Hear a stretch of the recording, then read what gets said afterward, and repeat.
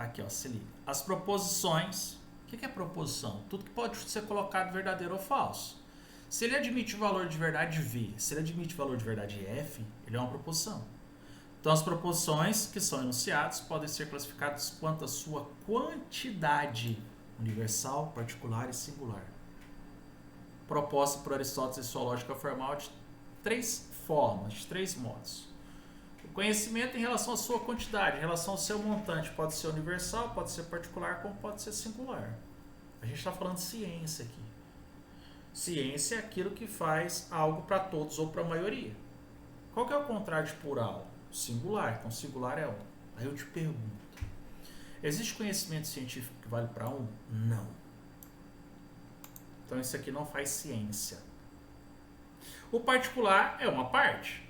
Imagina, eu tenho uma laranja, eu divido essa laranja em partes iguais, em 2 partes iguais. Só que eu também posso dividir essa laranja em partes diferentes, uma parte maior e uma parte menor. O que significa dizer que a parte menor ela não pode produzir ciência. Para Descartes, um conhecimento só é conhecimento verdadeiro se ele for universal. Então, o critério de verdade é a universalidade. Por isso que o Descartes critica os sentidos. Agora, para David Hume, é possível produzir ciência, é possível produzir um conhecimento mais geral, válido para a maioria. E admite-se isso como ciência, embora há exceção. Percebe a diferença entre Descartes e David Hume? Então, vou repetir. Para Descartes, o conhecimento só é verdadeiro se ele for universal. Então, por isso Descartes critica os sentidos. David Hume não discorda com Descartes em relação à razão na produção do conhecimento verdadeiro quando estamos falando de matemática. Mas discorda do René Descartes quanto à questão de que há a possibilidade de existir ciência empírica naquilo que é válido para a maioria. Então tá aqui. Essa é a jogada para o David Hume, é da maioria, e essa é a jogada para René Descartes. Ou é para todo, ou não é para ninguém. Beleza? Essa proposição aqui foi analisada em relação à sua quantidade. Mas a gente precisa dar um passo. Analisar a proposição enquanto a sua modalidade. Existem as modalidades em Aristóteles, que é necessário, não necessário e possível. Isso aqui é regra, isso que eu vou te dizer. Tudo que é universal é necessário. E eu te dei como exemplo, todo homem é mortal, ou nenhum homem é imortal. E o particular, considera-se então, portanto, uma parte, que pode ser da maioria ou da minoria, e essa parte refere-se a algo que é possível. E eu aumento o possível a partir da ideia de probabilidade de algo que pode se referir à maioria. Exemplo, na biologia nós temos as vacinas. Essas vacinas elas possuem um grau de quantidade, de probabilidade, para dizer que é ciência, tem que atingir tantas pessoas. Mas veja, é uma questão particular da maioria. E por que é possível? Porque o possível admite exceção. É possível que funcione com você, mas é possível que não funcione com você. Mas por uma questão de quantidade, de probabilidade, é bem provável, possível, que tenha mais acerto do que erro. Entendeu a jogada? Então vamos continuar. Por fim, eu quero que você entenda o seguinte. Tá vendo aqui que eu destaquei aqui, ó? Vou colocar aqui agora outra cor. Outra cor. Vamos pegar esse verdinho claro aqui. Tá aqui, ó. O Descartes, ele analisa então o objeto pensado e David Hume analisa o objeto sentido. Olha esse esquema que eu coloquei aqui para você. A relação entre sujeito e objeto. Quantos sujeitos existem no mundo? Quem é esse sujeito? Eu. Então existe o eu, existe o outro. Existe o eu e existem os objetos. Existe o eu e existe o que está fora. Então o sujeito sou eu e existe o objeto que está fora. O Descartes valoriza a razão, que é a capacidade de pensar. Dedução. David Hume afirma que é possível conhecimento científico com base nos sentidos, que é a capacidade de sentir. O Descartes foca o objeto pensado. O David Hume foca o objeto sentido. Então, o conhecimento verdadeiro proposto por Descartes aqui é um conhecimento verdadeiro que foi buscado pela razão.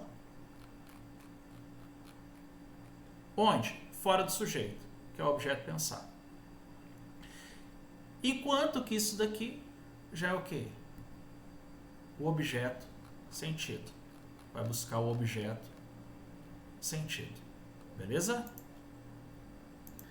Mas aí você pode se perguntar assim, Juliano, mas em Descartes as ideias não são inatas? Pois é. Na obra Meditação sobre Filosofia Primeira, o Descartes ele começa a colocar em dúvida tudo que há ao seu redor. Perceba que quando ele faz isso pela capacidade de pensar. E ele começa a colocar as coisas exteriores em dúvida por meio da capacidade de pensar. Então ele pensa naquela coisa e a coloca em dúvida. E ele vai eliminando todas essas coisas até não sobrar mais nada. Isso no primeiro capítulo da obra Meditações. Aí lá na segunda meditação, ele percebe que existe uma coisa que não pode ser duvidada porque aquilo faz parte dele. Então perceba que ele coloca em dúvida os objetos que estão fora por meio da capacidade de pensar. E ao esgotar essas possibilidades, ele encontra algo que ele não pode duvidar, que faz parte dele. Por isso, as ideias inatas serem verdadeiras. Porque em Descartes só é inato aquilo que está com o sujeito.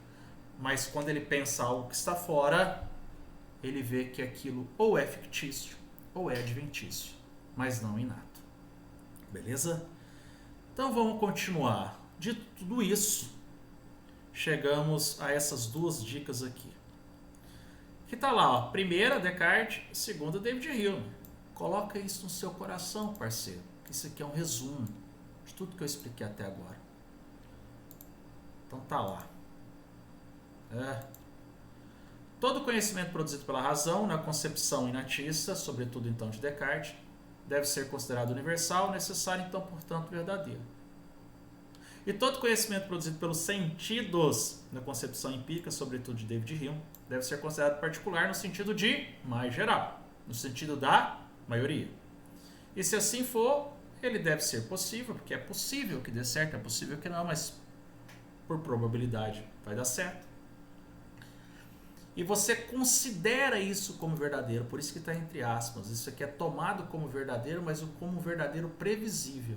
E aqui eu coloco uma nota de rodapé gigante, e ela é muito importante. Eu vou ler ela com você, para você entender onde que está o problema então dos empiristas. O problema dos empiristas está nessa margem que não atinge a universalidade. Pensa comigo que eu tenho experimentos que têm 98% de acerto, mas ele ainda tem 2% de erro.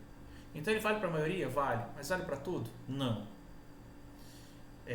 Por isso a crítica à ideia de ceticismo em David Hume. A gente não vai entrar nesse assunto não, mas é por causa dessa margem. Então eu coloco aqui a questão dessa nota de rodapé, tendo esse conhecimento da maioria como provável, uma previsão. Aqui se encontra o problema do conhecimento empírico, que é a questão da validade dos fatos com base na experiência. Claro, existe uma margem de erro, né? Como que não haveria essa? Na tentativa de corrigir essa imprecisão do saber sensível, do saber derivado da experiência, o empirismo exclui os dados classificados como singulares ou particulares da minoria, que são tomados como opiniões por serem a menor quantidade das repetições na experiência. Ou seja, durante os experimentos, aquele valor menor ele é excluído da ideia final. Trabalhe-se com um montante maior. Tá bom. O saber mais geral, defendido pelos empiristas, não deixa de ser somente uma previsão, visto que o particular da maioria, por não ser universal, admite poder existir erros devido às suas exceções.